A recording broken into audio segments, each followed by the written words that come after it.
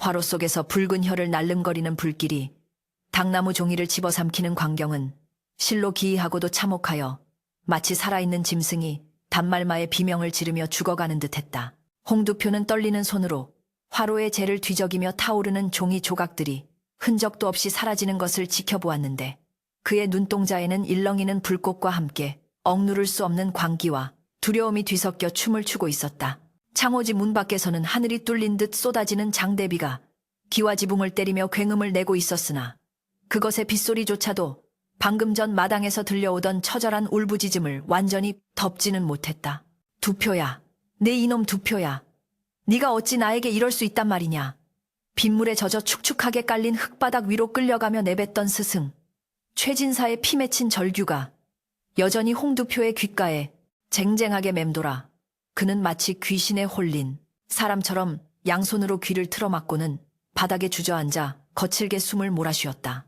방 안에는 은은한 묵향 대신 매캐한 종이 타는 냄새와 비릿한 핏내음이 섞여 진동하고 있었고 홍두표는 자신의 손에 들린 붓대가 마치 뜨겁게 달궈진 인두라도 되는 양 황급히 바닥에 내동댕이 쳤다. 홍두표가 이 끔찍한 폐륜을 저지르기 불과 2시즌 전만 해도 이 서재는 세상의 풍파와는 단절된 고요하고 성스러운 학문의 전당이었다. 칠흑 같은 어둠이 내려앉은 밤, 최진사는 제자 홍두표를 불러앉히고는 평생의 심혈을 기울여 완성한 치국평천하책이라는 원고를 떨리는 손으로 건네주었는데 촛불 아래 드러난 스승의 얼굴은 며칠 밤을 새운 듯 초췌하였으나 눈빛만은 샛별처럼 빛나고 있었다. 두표야, 이것은 나의 피와 살이나 다름없는 글이다. 이 어지러운 세상을 구하고 도탄에 빠진 백성을 건져낼 방도가 여기 담겨 있으니 내가 죽고 없더라도 네가 이 뜻을 이어받아 주상 전하께 바치거라. 스승의 목소리에는 제자를 향한 무한한 신뢰와 애정이 담겨 있었으나 그 원고를 받아든 홍두표의 마음속에는 감격 대신 검은 독사 같은 욕망이 꿈틀거리기 시작했다. 그는 평생을 청빈하게 살며 오직 학문만을 쫓았던 스승의 고지식함이 답답했고 뛰어난 재주를 가지고도 초야에 묻혀 썩어야 하는 자신의 처지가 한탄스러웠기에 스승의 걸작을 보는 순간 이것이 자신을 진흙탕에서 건져 올려줄 동아줄임을 직감했던 것이다. 홍두표는 겉으로는 감up하여 눈물을 글썽이는 척하며 스승의 손을 맞잡았으나 그의 머릿속은 이미 무서운 속도로 회전하며 스승을 제거하고 이 공을 독차지할 계략을 꾸미고 있었다. 스승님 이토록 중차대한 과업을 저 같은 미천한 제자에게 맡겨주시니 몸 둘바를 모르겠습니다. 하오나 스승님, 이 글에 담긴 개혁의 내용이 자칫 조정의 권신들을 자극하여 역모로 몰릴 수도 있지 않겠습니까? 홍두표의 은근한 떠보기에도 최진사는 호탕하게 웃으며 고개를 저을 뿐이었다. 허허, 진실된 충언은 쓴 약과 같으나 병을 고치는 법이다. 내 충정이 하늘에 닿을진데 두려울 것이 무엇이겠느냐. 홍두표는 스승의 그 순진무구한 대답을 듣는 순간 입가에 스치는 싸늘한 조소를 감추며 소매 속에 미리 준비해 두었던 위조된 편지 한 통을 만지작거렸다. 그것은 북방의 오랑캐와 내통하여 왕위를 찬탈하려 한다는 거짓 내용이 적힌 서찰로 홍두표가 며칠 밤낮을 연습하여 스승의 필체를 완벽하게 흉내낸 흉물이었다.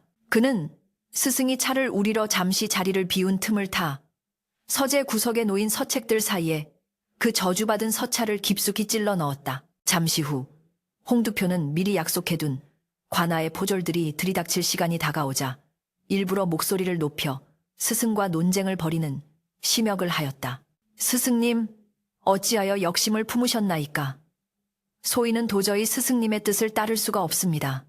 그의 고함이 담장을 넘기도 전에 육중한 대문이 부서질 듯 열리며 횃불을 든 관군들이 들이닥쳤고 고요하던 최진사의 집은 순식간에 아수라장으로 변했다. 영문을 몰라 어리둥절해하는 최진사의 앞에 홍두표는 무릎을 꿇고 거짓 눈물을 흘리며 외쳤다. 나리들, 저는 스승님의 역모를 말리려 하였으나 힘이 붙였습니다. 부디 저 서책들 사이를 뒤져보시면 증좌가 나올 것입니다. 최진사는 믿을 수 없다는 표정으로 제자를 바라보았지만 관군들이 찾아낸 위조 서찰을 보고는 모든 것이 홍두표의 흉계임을 깨닫고는 분노에 몸을 떨었다. 내 이놈, 네가 사람의 탈을 쓰고 어찌 이런 짓을. 그러나 그의 외침은 포승줄에 묶여 입에 재갈이 물려진 채 빗속으로 끌려가며 허공에 흩어지고 말았다. 다시 현재로 돌아와 홍두표는 타다 남은 원고의 마지막 조각이 재가 되어 바스러지는 것을 보며 비틀거리는 몸을 일으켜 세웠다.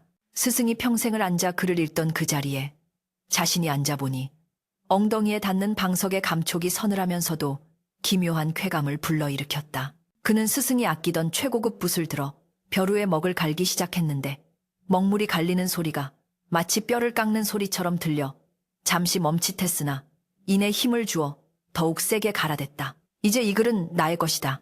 스승님은 역적의 누명을 쓰고 사라지겠지만 나는 이 글을 바쳐 조정에 나아가 천하를 호령할 것이다. 이것이 난세에서 살아남는 법이고 힘없는 정의보다 힘있는 권력이 낫다는 것을 내가 증명해 보일 것이다. 홍두표는 중얼거리며 붓을 들어 새하얀 종이 위에 자신의 이름을 큼지막하게 적어 내려갔다. 밖에서 몰아치는 비바람 소리는 마치 하늘이 내리는 저주처럼 더욱 거세졌고 천둥 소리가 칠 때마다 창호지에 비친 나무 그림자가 마치 귀신이 손톱을 세우고 달려드는 형상처럼 보여 홍두표의 등줄기를 서늘하게 만들었다. 하지만 홍두표는 애써 두려움을 억누르며 턱을 치켜들었다. 이미 엎질러진 물이었고 돌아갈 다리는 자신이 직접 불태워버린 뒤였다. 그는 서재의 문을 활짝 열어젖히고 비바람이 몰아치는 밤하늘을 응시했다. 번개가 번쩍이며 세상이 하얗게 변하는 순간 그는 마당 한 구석에 떨어져 있는 스승의 벗겨진 신발 한 짝을 보았다. 흙탕물에 젖어 뒹구는 그 초라한 신발이 마치 자신을 노려보는 눈동자 같아 홍두표는 황급히 문을 닫아 걸었다. 가난과 멸시는 이제 끝이다. 나는 구름 위로 올라갈 것이다. 그는 스스로에게 최면을 걸듯 되뇌며 스승의 서재에 있는 귀한 서책들을 자신의 보찜에 쓸어 담기 시작했다. 영모제로 가문이 멸문지화 당하면 이 모든 재산은 국고로 환수되거나 불태워질 것이 뻔했기에 자신이 챙기는 것이 오히려 스승의 유지를 잇는 길이라 합리화하면서 홍두표의 손놀림은 점점 더 빨라지고 대담해졌다. 그날 밤 홍두표는 한잠도 이루지 못한 채 뜬 눈으로 밤을 지새웠다. 새벽녘이 되어 비가 그치고 동이 트기 시작했을 때 그는 관복을 정제하고 훔친 원고를 품에 안은 채 대문을 나섰다. 젖은 땅에서 올라오는 습기가 그의 발목을 휘감았지만 그는 뒤도 돌아보지 않고 한양의 궁궐을 향해 발걸음을 재촉했다. 그의 등 뒤로는 폐허가 된 스승의 집이 흉물처럼 남겨져 있었고 처마 밑에 매달린 풍경만이 바람에 흔들리며 구슬픈 소리를 내고 있었다. 그것은 마치 억울하게 끌려간 최진사의 혼이 남아서 우는 소리 같았으나 야망의 눈이 먼 홍두표의 귀에는 이미 금이 환향을 알리는 팡파르처럼 들릴 뿐이었다. 이것이 바로 피로 얼룩진 출세길의 시작이었으며 훗날 그에게 닥쳐올 끔찍한 인과응보의 서막이 오르는 순간이었다. 홍두표가 입고 있는 비단 관복은 붉은색이었으나 그의 눈에는 마치 스승의 선혈을 뒤집어 쓴 것처럼 검붉게 보일 때가 많아 수시로 소매를 털어내는 버릇이 생겼다. 그가 조정의 중심인 6조의 판서 자리에 오르기까지 걸린 시간은 불과 3년. 그것은 훔친 글이 가져다준 눈부신 성과이자 저주받은 쾌속 승진이었다. 임금은 홍두표가 올린 상소문마다 감탄을 금치 못하며 그를 난세를 평정할 인재라 칭송하였고 조정의 대신들은 그의 서슬퍼런 권세 앞에 머리를 조아렸다. 홍두표의 집은 문전성시를 이루어 뇌물을 바치러 온 자들의 마차 행렬이 골목 입구까지 이어졌고 곳간에는 금은보화가 썩어날 정도로 쌓여 있었으나 정작 홍두표 본인은 그 화려한 비단 이불 속에서도 단 하룻밤도 편안히 잠들지 못했다. 밤이 깊어 사위가 고요해지면 어김없이 서재 구석진 곳에서 마른 기침 소리가 들려왔기 때문이다. 콜록콜록. 그것은 생전천식으로 고생하던 최진사의 기침 소리와 너무나도 똑같아서 홍두표는 그 소리를 들을 때마다 온몸에 털이 곤두서는 공포를 느꼈다. 어느 날 밤 홍두표는 중요한 국정을 논하기 위해 서재에 홀로 앉아 문서를 검토하고 있었다. 촛불이 심하게 흔들리더니 갑자기 방 안의 공기가 얼음장처럼 차가워졌고 묵직한 정적을 깨고 책장이 넘어가는 소리가 들려왔다. 사락, 사락. 분명 방 안에는 홍두표 혼자뿐이었으나 소리는 마치 누군가 바로 맞은편에 앉아 책을 읽고 있는 것처럼 선명했다. 홍두표는 등줄기에 식은땀이 흐르는 것을 느끼며 천천히 고개를 들었으나 눈앞에는 빈 방석만이 놓여 있을 뿐이었다. 그는 애써 헛것을 들었다고 치부하며 다시 붓을 잡으려 했으나 이번에는 낮고 걸걸한 목소리가 귓가에 속삭이듯 들려왔다. 두표야, 그 글귀는 그렇게 고치는 것이 아니니라. 홍두표는 비명을 지르며 벼루를 집어던졌고 검은 먹물이 사방으로 튀어 벽지 위에 기괴한 얼룩을 남겼다. 문 밖을 지키던 하인들이 놀라 뛰어들어왔을 때 그들은 대감마님이 허공을 향해 삿대질을 하며 저 늙은이가 또 나타났다. 당장 끌어내라. 고 고래고래 소리치는 광경을 목격하고는 두려움에 떨었다. 이 기이한 증상은 날이 갈수록 심해져 홍두표는 점차 신경질적이고 잔혹한 성품으로 변해갔다. 그는 자신의 불안을 감추기 위해 더욱더 권력에 집착했고 자신을 조금이라도 의심하거나 비판하는 자가 있으면 가차없이 역모나 부정부패의 죄를 뒤집어 씌워 숙청했다. 감히 내 앞길을 막는 자는 그 누구라도 살려두지 않겠다. 그것이 귀신이라 할지라도 내 칼날을 피할 수는 없을 것이다. 홍두표는 매일 밤 술에 취해 칼을 뽑아들고 허공을 베며 광기를 부렸고 집안의 하인들은 그의 눈에 띄어 죽임을 당할까봐 숨조차 크게 쉬지 못했다. 한 번은 늙은 청지기가 홍두표의 안색을 걱정하며 조심스레 탕약을 올렸다가 그 탕약 그릇에서 피냄새가 난다며 홍두표가 뜨거운 약사발을 청지기의 얼굴에 엎어버리는 일도 있었다. 화상을 입고 뒹구는 청지기를 보며 홍두표는 너도 저 늙은 귀신과 한패가 되어 나를 독살하려느냐 라며 발길질을 해댔으니 그 포악함은 차마 눈뜨고 볼 수 없을 지경이었다. 조정에서도 홍두표의 이상한 행동에 대한 소문이 아름아름 퍼져나가기 시작했다. 그가 회의 도중에 갑자기 허공을 응시하며 중얼거린다거나 누군가와 대화하듯 고개를 끄덕이는 모습이 목격되었기 때문이다. 정적들은 이를 놓치지 않고 홍두표가 미쳐가고 있다고 수군거렸으나 홍두표는 그럴수록 더욱 서슬퍼런 공포정치를 펼치며 입막음을 시도했다. 그는 자신의 권위를 과시하기 위해 스승의 제사조차 지내지 못하게 막았고 최진사의 묘소가 있는 산을 깎아 자신의 별장을 짓는 폐륜을 저질렀다. 인부들이 묘를 파헤치던 날 맑던 하늘에서 갑자기 날벼락이 떨어져 인부 2명이 즉사하는 변고가 있었으나 홍두표는 눈 하나 깜짝하지 않고 공사를 강행시켰다. 하늘이 무엇라 하든 상관없다. 이 땅의 주인은 나 홍두표다.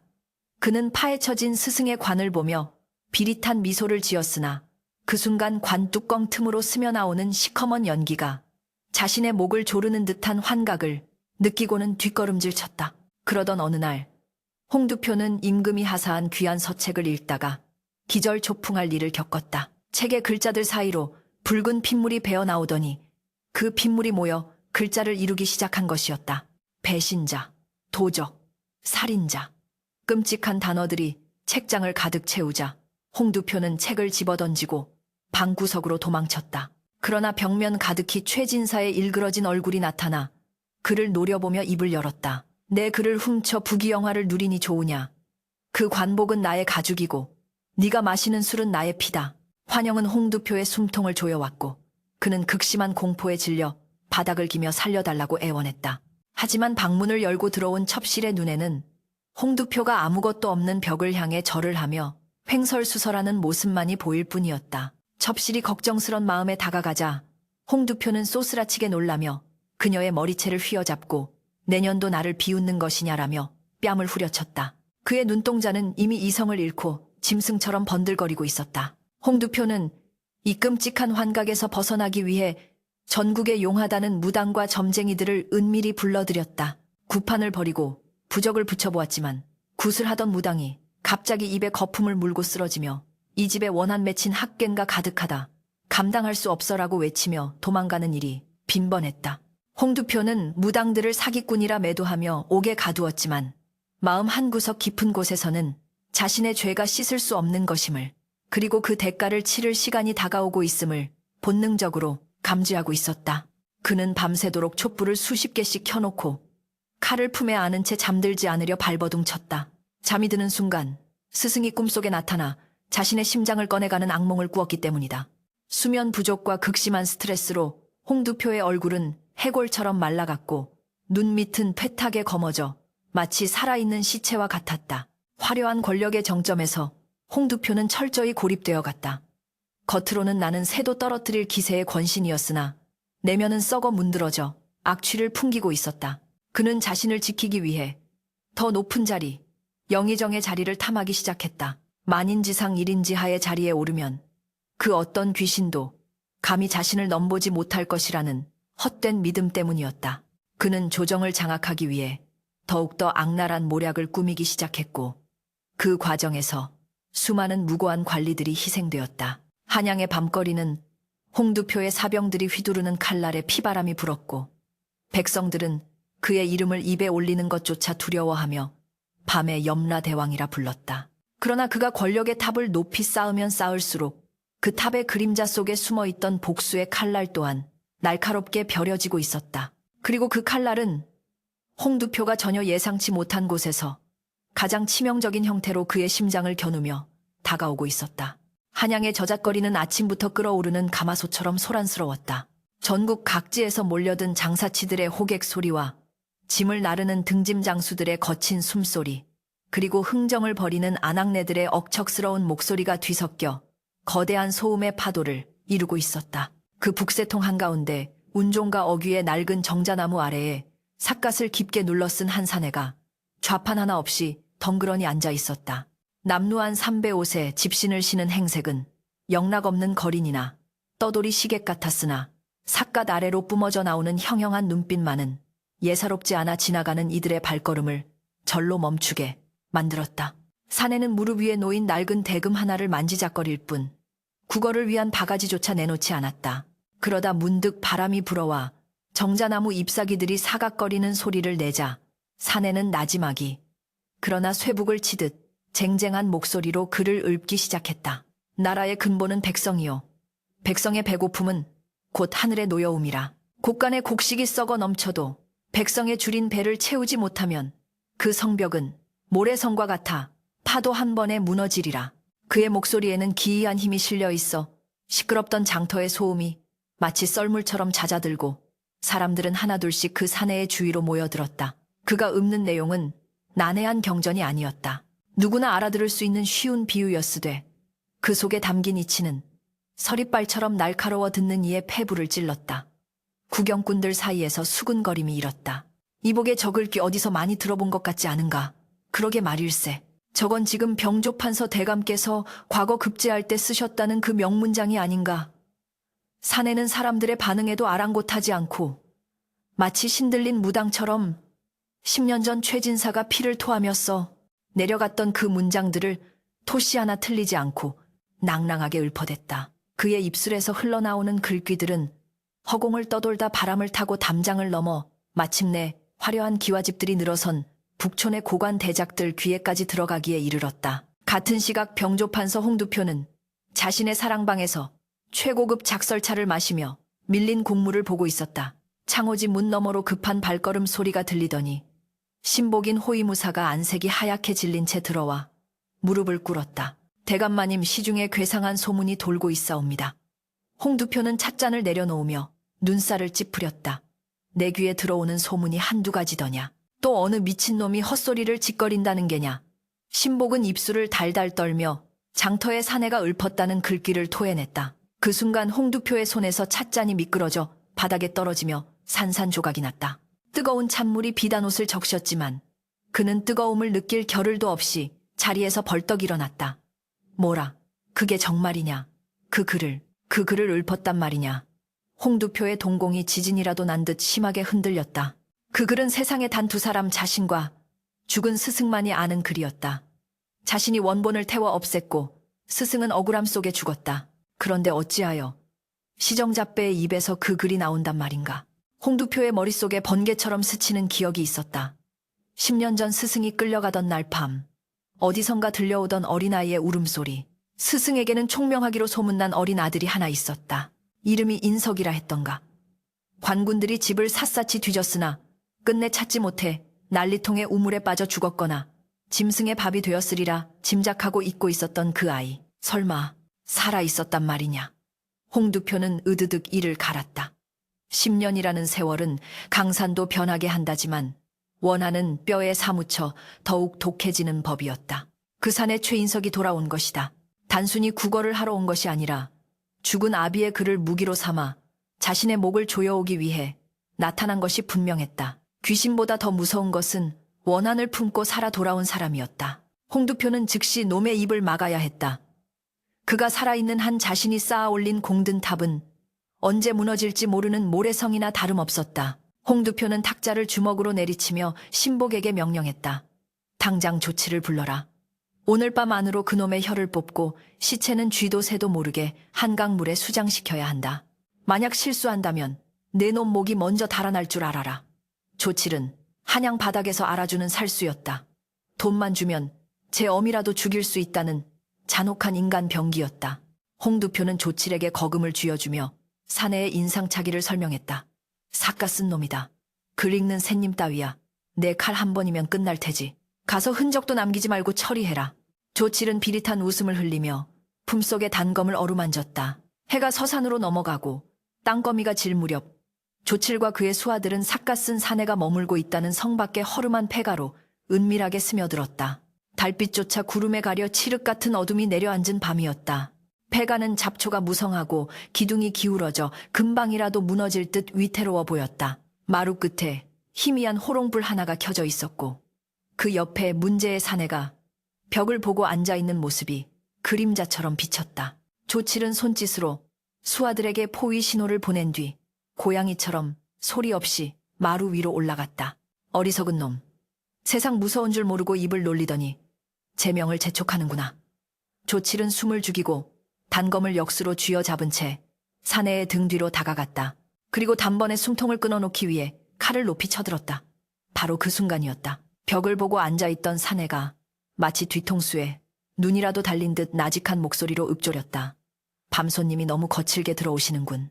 주인이 차라도 한 잔 대접할 틈은 주어야 하지 않겠소. 조칠이 놀라 멈칫하는 찰나 사내가 앉은 채로 몸을 비스듬히 기울이자 조칠의 칼날은 허공을 갈랐다. 동시에 사내의 손에 들려있던 대금이 번개처럼 회전하며 조칠의 명치를 강타했다. 컥 외마디 비명과 함께 조칠이 뒤로 나뒹굴었다. 숨어있던 수하들이 일제히 칼을 빼들고 달려들었으나 삿가 쓴 사내의 움직임은 마치 바람과 같았다. 그는 자리에서 일어나지도 않은 채 대금 하나로 칼날들을 쳐내고 상대의 급소를 정확하게 가격했다. 새님인 줄만 알았던 사내는 지난 10년간 붓 대신 칼을, 글 대신 무예를 연마하며 와신 상담해온 최인석이었다. 그는 산속 깊은 곳에서 기인 이사를 스승으로 모시고 아버지를 죽인 원수에게 복수하기 위해 뼈를 깎는 수련을 견뎌냈던 것이다. 그의 무공은 화려하지 않았으나 군더더기 없이 실전적이었고 살수들의 공격을 물 흐르듯 받아넘기는 솜씨는 고수의 경지에 이르러 있었다. 순식간에 수하들이 바닥에 쓰러져 신음하자 조칠은 공포에 질려 뒷걸음질 쳤다. 내 놈 정체가 뭐냐? 선비 나부랭이가 어떻게 이런 무공을? 최인석은 천천히 몸을 일으켜 삿갓을 벗었다. 달빛이 구름 사이로 비치며 그의 얼굴이 드러났다. 10년 전의 앳된 모습은 사라지고 풍파에 시달린 거친 피부와 깊은 눈매를 가진 청년의 모습이었다. 하지만 그 눈빛만은 최진사의 고고한 기상을 그대로 닮아 있었다. 가서 전해라. 홍두표에게. 인석은 바닥에 떨어진 조칠의 단검을 집어들고 기둥에 꽂혀있던 종이에 무언가를 슥슥 적어 내려갔다. 그리고 그 종이를 조칠의 가슴팍에 던졌다. 내 아버지가 흘린 피가 아직 마르지 않았으니 이제 그 값을 치러야 할 때라고. 오늘 밤은 내 놈 목숨을 살려보내니 가서 똑똑히 전하거라. 피투성이가 된 조칠이 도망치듯 사라진 후 인석은 다시 삿갓을 썼다. 그의 손은 미세하게 떨리고 있었다. 사람을 해하는 일은 여전히 익숙지 않았으나 가슴속에서 타오르는 복수심이 그를 지탱하고 있었다. 그는 폐가의 기둥을 어루만지며 10년 전 그날 밤 아버지가 끌려가던 모습을 회상했다. 아버지 불효자 인석이 이제야 돌아왔습니다. 놈의 권력이 아무리 하늘을 찌른다 한들 진실의 붓끝으로 그 허상을 찢어발겨 보이겠습니다. 인석의 눈에서 한 줄기 눈물이 볼을 타고 흘러내렸다. 밤바람이 더욱 거세지며 대숲을 흔들었고 그 소리는 마치 다가올 피바람을 예고하는 듯 구슬프고도 맹렬했다. 한편 만신창이가 되어 돌아온 조칠의 보고를 받은 홍두표는 그 자리에 주저앉고 말았다.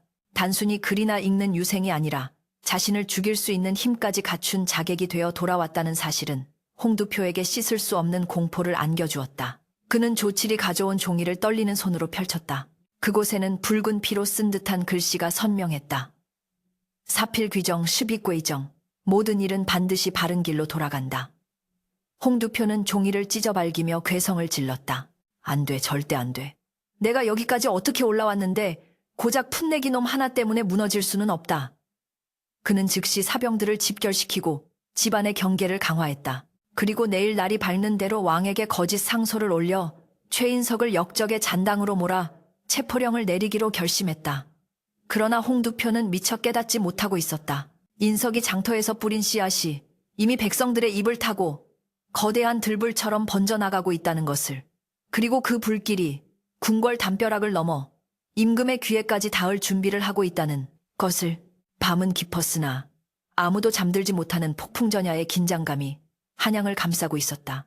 편전의 공기는 무겁게 가라앉아 있어 숨소리조차 크게 내기 어려울 지경이었다. 용상 뒤에 펼쳐진 1월 오봉도의 위용 아래 임금은 차가운 눈빛으로 도열한 대신들을 내려다보고 있었다. 며칠째 도성을 뒤흔드는 흉흉한 소문, 즉 병조판서 홍두표가 스승의 글을 훔쳐 출세했다는 이야기가 마침내 상소문이라는 날개를 달고 구중궁궐의 높은 담을 넘은 탓이었다.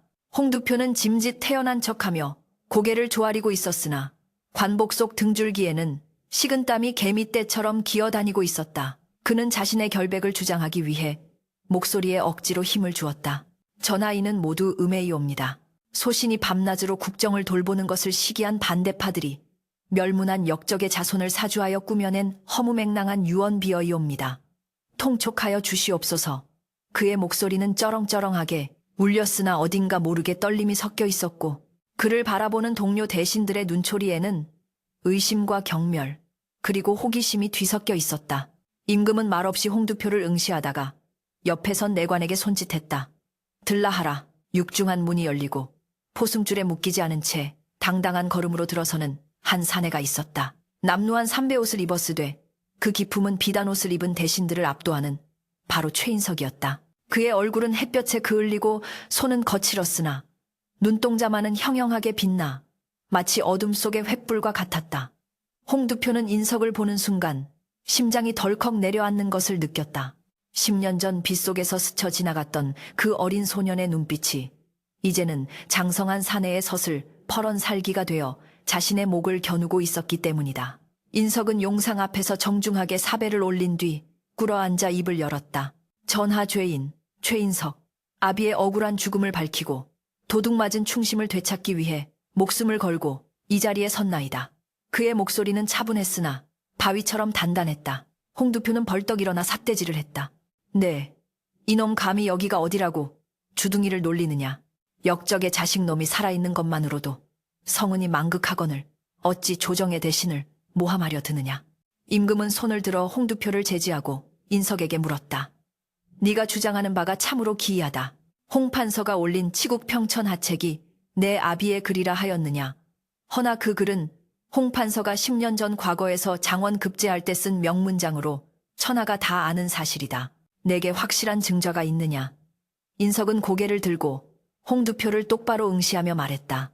증좌를 논하기 전에 먼저 홍판서에게 묻고 싶은 것이 있사옵니다.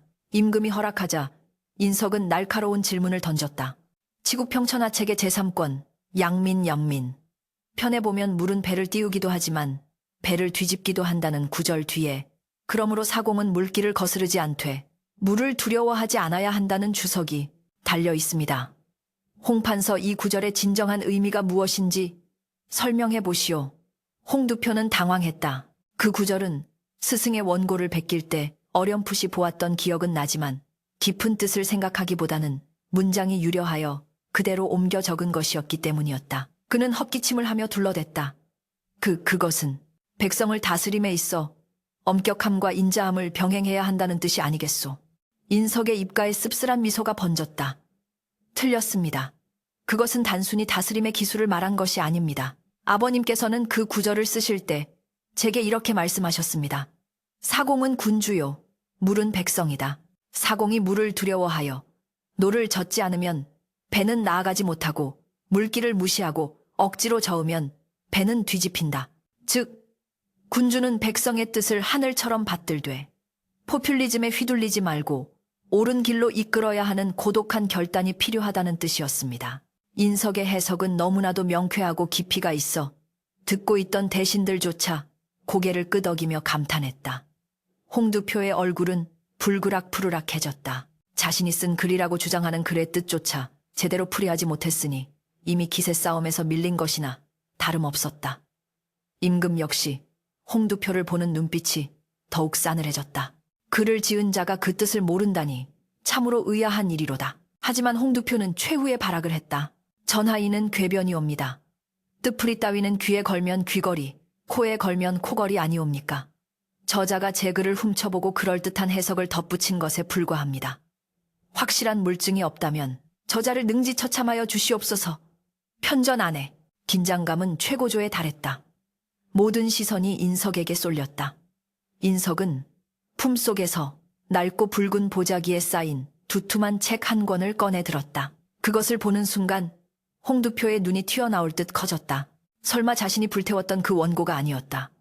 겉표지는 낡아해졌고 종이 끝은 불에 그슬린 자국이 선명했다. 인석은 보자기를 풀며 말했다. 홍판서가 훔쳐간 것은 아버님이 정서정수하여 완성한 최종본이었습니다.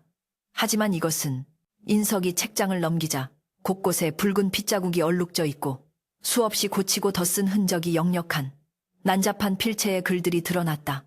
이것은 아버님께서 병마와 싸우시며 피를 토하는 고통 속에서 써내려가신 초고 적어입니다. 글을 짓는 과정에서 수없이 고민하고 수정한 흔적, 그리고 병환으로 인해 떨리는 손으로 흘리신 핏자국이 그대로 남아 있습니다. 인석의 목소리가 울먹임으로 떨렸다. 홍두표가 훔친 글은 매끈하게 다듬어진 결과물일 뿐이나 이 초고에는 아버님의 고뇌와 영혼이 담겨 있습니다. 만약 홍두표가 진정한 저자라면 이 초고에 적힌 수많은 수정사항들과 삭제된 문장들이 왜 사라졌는지, 그리고 왜 최종본이 그런 형태가 되었는지 설명할 수 있어야 할 것입니다. 임금은 내관을 시켜 그 초고를 가져오게 했다. 펼쳐진 책장 위에는 붉은 선혈이 말라붙어 검붉은 꽃처럼 피어 있었고 여백마다 깨알같이 적힌 메모에는 나라를 걱정하는 최진사의 절절한 심정이 그대로 녹아 있었다. 임금은 홍두표가 올렸던 상소문과 초고를 나란히 놓고 대조하기 시작했다. 필체는 속일 수 없었다. 홍두표가 흉내낸 필체와 초고에 담긴 생동감, 넘치면서도 힘있는 필체는 하늘과 땅 차이였다. 무엇보다 초고에 적혀 있다가 줄이 그어져 삭제된 문장이 홍두표의 글에는 버젓이 들어가 있는 경우가 발견되었다.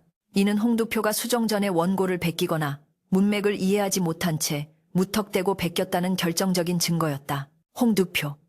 임금의 목소리는 낮았으나 그 속에 담긴 분노는 천둥보다 무거웠다. 이 초고의 15장에는 이 문장은 후일에 다시 논하겠다며 붉은 줄로 지운 대목이 있다. 헌데 네가 올린 책에는 그 문장이 그대로 실려 있더구나. 자신이 지운 문장을 다시 살려놓고도 기억하지 못한다는 말이냐. 홍두표는 다리가 풀려 바닥에 주저앉았다. 입술이 파르르 떨리며 아무 말도 나오지 않았다. 변명의 여지가 없었다. 완벽하게 베꼈다고 생각했으나 스승이 고심 끝에 버린 문장까지 앵무새처럼 베껴 적은 자신의 무지함이 스스로의 발목을 잡은 것이었다. 임금은 벼루를 들어 홍두표의 발치에 던졌다. 쨍그랑 소리와 함께 벼루가 깨지며 검은 먹물이 사방으로 튀었다. 네, 이놈 남의 글을 도적질하여 임금을 속이고 스승을 죽음으로 몰아넣고도 부귀영화를 탐했단 말이냐. 네 죄는 하늘이 용서치 않을 것이다. 홍두표는 바닥을 기며 짐승처럼 울부짖었다. 전하 죽을 죄를 지었습니다. 한 번만 살려주시옵소서. 제가 잠시 미쳤었나 봅니다. 그의 비굴한 모습에 대신들은 고개를 돌렸다. 권불 10년이라 했던가. 하늘을 찌를 듯하던 홍두표의 권세가 한순간에 무너져 내리는 광경은 참으로 허망하고도 끔찍했다. 임금은 서리빨 같은 어명을 내렸다. 당장 저자의 관복을 벗기고 의금부로 압송하라. 그가 가진 모든 재산을 몰수하고 그 죄상을 낱낱이 밝혀 일벌백계로 다스릴 것이다. 금부도사들이 달려들어 홍두표의 양팔을 낚아챘다. 붉은 관복이 찢겨나가고 상투가 풀려 머리카락이 산발이 된 홍두표는 마치 미친 사람처럼 끌려나갔다. 안 돼. 이건 내 자리야. 내가 어떻게 올라온 자리인데. 으악. 그의 처절한 비명소리가 편전을 울리다 점차 멀어져 갔다. 인석은 그 모습을 지켜보며 조용히 눈을 감았다. 감은 눈꺼풀 사이로 뜨거운 눈물이 흘러내렸다. 10년의 세월 사무치는 원한과 고통 속에서 오직 이날만을 기다려왔다. 아버지를 죽인 원수가 가장 높은 곳에서 가장 비참하게 떨어지는 모습을. 하지만 승리감보다는 가슴 한구석이 뻥 뚫린 듯한 공허함과 늦게나마 아버지의 명예를 되찾았다는 안도감이 밀려왔다. 임금은 자리에서 내려와 인석의 어깨를 잡았다. 그대의 아비는 참으로 훌륭한 신하였다. 내 눈이 어두워 충신을 알아보지 못하고 억울하게 죽게 하였으니 내 마음이 심히 부끄럽구나. 임금의 진심 어린 사과에 인석은 오열을 터뜨렸다. 저나 아버님께서는 죽는 순간까지도 나라를 걱정하셨습니다. 부디 아버님의 글이 이 나라를 바로 세우는 데 쓰이게 해주옵소서. 편전 안의 모든 이들이 숙연해졌다. 창밖에는 어느새 먹구름이 걷히고 맑은 햇살이 구름 사이로 쏟아져 내리고 있었다. 그것은 마치 억울한 누명을 벗고 하늘로 올라가는 최진사의 넋이 보내는 미소와도 같았다. 정의는 더디게 올지라도 반드시 온다는 사필 규정의 이치가 한양의 궁궐 위에 눈부시게 빛나고 있었다. 북풍 한설이 몰아치는 유배지, 함경도의 오지 중에서도 가장 험준한 산골 마을에 버려진 홍두표의 몰골은 차마 사람이라 부르기 힘들 정도로 처참하게 망가져 있었다. 화려한 비단 관복 대신 구멍이 숭숭 뚫린 거적을 뒤집어 쓰고 있었으며 기름기가 흐르던 얼굴은 굶주림과 추위로 인해 검푸르게 변해 마치 썩은 나무 껍질과 같았다. 마을의 아이들은 그를 미친 붓쟁이라 부르며 돌을 던지거나 오물을 끼얹었지만 홍두표는 그조차 느끼지 못하는 듯 멍하니 허공을 응시하며 희죽거릴 뿐이었다.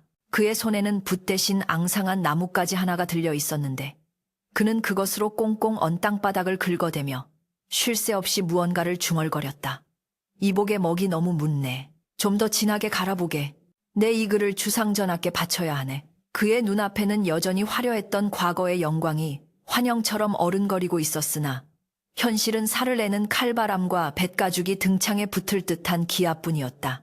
밤이 되면 그는 움막 구석에 웅크리고 앉아 벌벌 떨었는데 바람소리가 문풍지를 때릴 때마다 그는 그것이 최진사가 자신을 부르는 소리라 여기며 잘못했습니다. 스승님 제발 저를 데려가지 마십시오. 라고 비명을 지르며 머리를 땅에 부서댔다. 홍두표의 광증은 날이 갈수록 심해져 급기야는 자신의 손가락을 붓이라 착각하고 돌바닥에 문질러 피를 내는 지경에 이르렀다. 손가락 끝이 문드러져 붉은 선혈이 배어나오자 그는 그것을 보고 아, 드디어 붉은 먹이 만들어졌구나 하고 기뻐하며 땅바닥에 기괴한 그림들을 그려댔다. 그것은 글씨라기보다는 악귀의 형상이나 저주받은 부적과도 같아보는 이들로 하여금 소름이 끼치게 만들었다. 마을 사람들은 그가 귀신이 들렸다며 근처에 얼씬도 하지 않았고 가끔 던져주는 쉰 보리밥 덩어리가 그의 유일한 생명줄이었다. 어느 날 밤 유배지에 기록적인 폭설이 내렸고 홍두표는 추위를 견디다 못해 환각 속에서 스승의 서재를 보았다.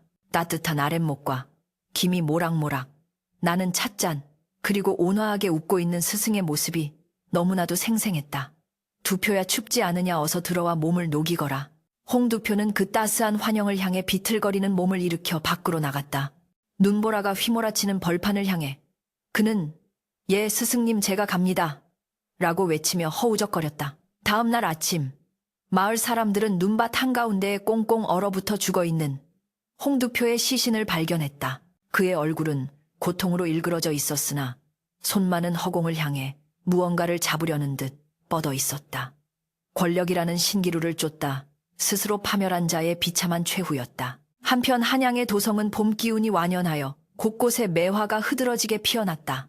최인석은 임금이 하사한 홍문관 교리라는 관직을 정중히 사양하고 대신 아버지가 평생을 바쳤던 학문을 집대성하고 후학을 양성하는 길을 택했다. 임금은 그의 뜻을 가상히 여겨 최진사에게 문정원정이라는 시호를 내리고 억울하게 몰수되었던 가산과 집터를 모두 돌려주었다.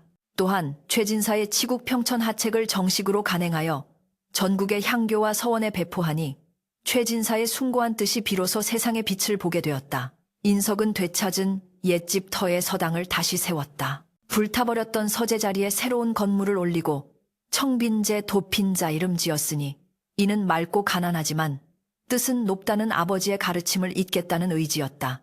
서당에는 배움을 청하는 학동들의 글 읽는 소리가 낭낭하게 울려 퍼졌고 그 소리는 지난날의 비극을 씻어내듯 맑고 청아했다. 인석은 아이들을 가르칠 때마다 항상 아버지의 말씀을 되새겼다. 글이란 재주를 뽐내기 위함이 아니요 세상을 바르게 하고 사람을 사랑하기 위함이다. 그의 가르침을 받은 제자들은 훗날 조정에 나아가 청백리가 되거나 마을에 존경받는 어른이 되어 나라의 기둥이 되었다. 어느 화창한 봄날, 인석은 술 한 병과 정성스레 마련한 제사 음식을 들고 아버지의 묘소를 찾았다. 홍두표가 파헤쳐 별장을 지으려 했던 흉터는 사라지고 이제는 잔디가 곱게 덮여 평온한 모습이었다. 묘소 주변에는 아버지가 생전에 그토록 좋아하셨던 하얀 매화나무들이 심어져 바람이 불 때마다 꽃비가 되어 묘역을 감싸 안았다. 인석은 묘비 앞에 술잔을 올리고 큰 절을 올렸다. 아버님, 인석이 왔습니다. 길고 긴 겨울이 지나고 이제야 따뜻한 봄이 왔습니다. 홍두표는 자신의 업보대로 비참한 최후를 맞았고 아버님의 명예는 온 천하에 드높여졌습니다. 인석의 목소리는 담담했으나 그 속에 담긴 깊은 그리움은 감출 수 없었다. 그는 술잔을 들어 묘비에 뿌리며 말을 이었다. 허나 저는 복수의 끝이 통쾌함만이 아님을 깨달았습니다. 악을 물리친 자리에 선을 심지 않으면 또 다른 잡초가 자라날 것입니다. 부디 저승에서는 무거운 짐일랑 내려놓으시고 평안히 쉬시옵소서. 이 아들 아버님의 뜻을 이어 부끄럽지 않은 삶을 살다 가겠습니다.